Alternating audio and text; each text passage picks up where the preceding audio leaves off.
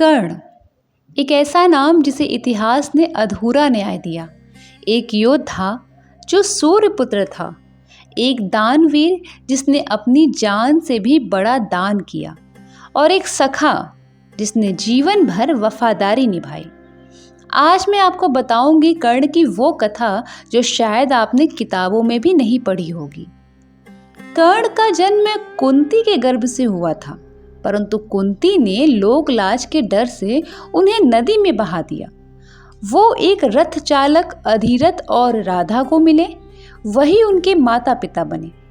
कर्ण को कभी ये अधिकार नहीं मिला कि वह राजपुत्र कहलाए, लेकिन उनके हौसले राजाओं से भी ऊंचे थे। एक दिन कर्ण ने गुरु परशुराम से शिक्षा प्राप्त करनी चाहिए। परशुराम क्षत्रियों को शिष्य नहीं बनाया करते थे। कर्ण ने खुद को ब्राह्मण कहकर उनसे शस्त्र विद्या सीखी। उनकी लगन इतनी प्रबल थी कि परशुराम भी प्रभावित हुए।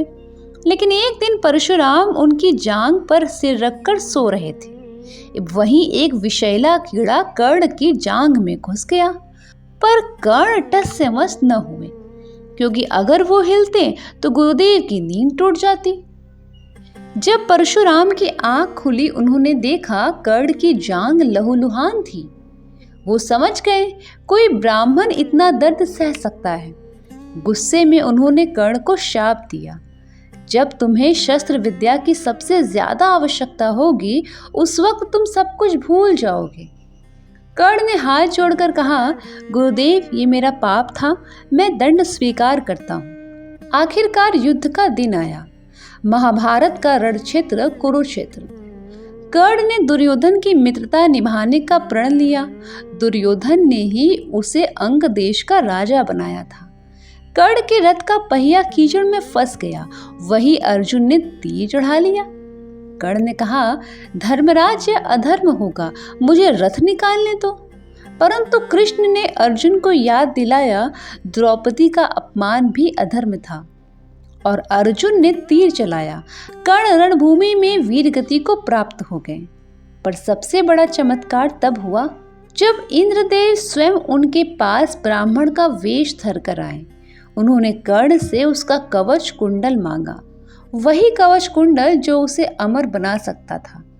कर्ण ने अपनी छाती चीर कर दान दे दिया। यही था कर्ण, दानवीर कर्ण, वो योद्धा जिसने सबसे बड़ी परीक्षाओं में भी अपना धर्म नहीं छोड़ा।